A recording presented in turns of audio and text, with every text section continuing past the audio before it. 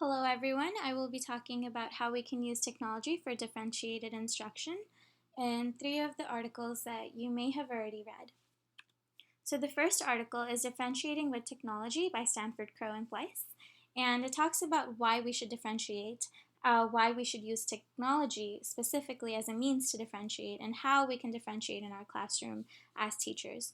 So the reason it's important to differentiate, which the article focuses in on, is that it allows for us to be more intimately aware of student needs and strengths, and it also allows for us to provide students with the skills necessary in order to meet their learning goals.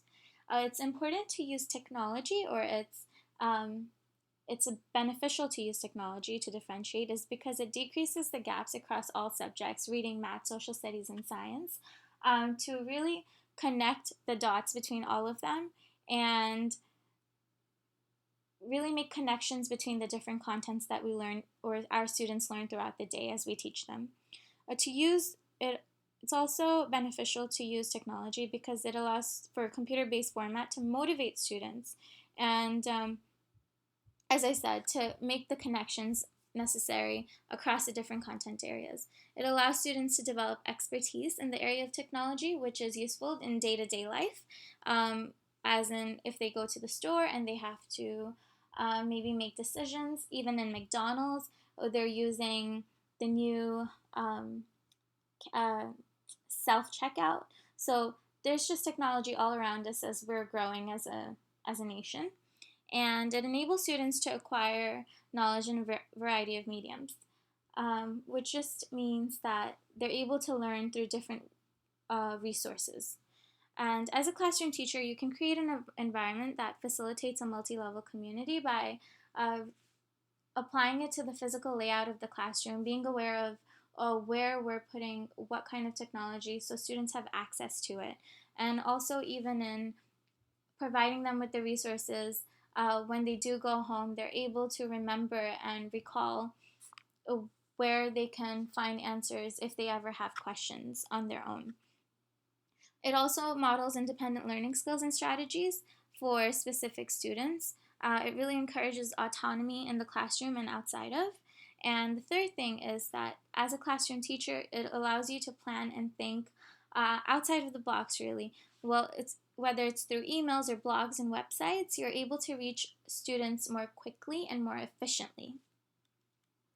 The second article I'll be discussing is The 100 Plus Tools for Differentiating Instruction Through Social Media by John McCarthy. And it talks about the different ways that we can choose the technology that best fits our classroom learning needs. So the first thing is to be clear about your learning goals and to assess student prior knowledge, which allows us to scaffold between what they know and what their learning goals are. And by utilizing social networks, we can really address the needs of struggling learners and provide enrichment for learners that are already have good grasp of the concept but continue learning in the classroom and growing. So we can also connect content to authentic purposes outside of school, whether it may be at home, helping parents that are bilingual, or at stores where we need to apply technology for various reasons. And we can use clear assessments to track learning progress. It's really important that we focus on readiness, interests, and product when selecting the right tool for our learners, because this allows us to really zoom in or focus in on the best resources available for the content that we're teaching. The last but not least article is Differentiating Instruction with Technology in K-5 Classrooms, and this one really hits home because I teach pre-K. So it talks about the three ways, among the other things the article talks about. Something I focused in on were the three ways that technology influences learning. So the first thing is that it drives change, which means that it allows for students to learn in a different way, outside of the pen and paper traditional methods, and it leads to more engaging, relevant, and meaningful learning overall. It also provides a platform where we can access things in a timely manner, quickly, and more relevant data, whereas textbooks can be outdated and we don't always have the resources available directly inside the classroom without the use of technology. So it allows for us to access various sources of information.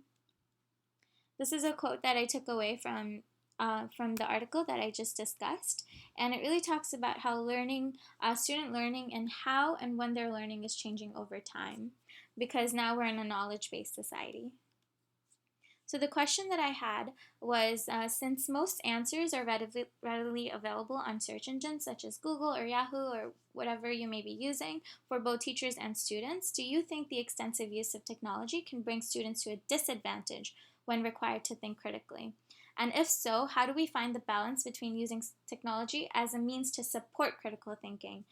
Because we really don't want to handicap our students in the sense where all of this information is available to us or to them, but they don't know how to use it appropriately. So where is the balance between teaching them to think critically while still using technology as a means of finding the how and the process? And these are the references. Thank you very much for listening.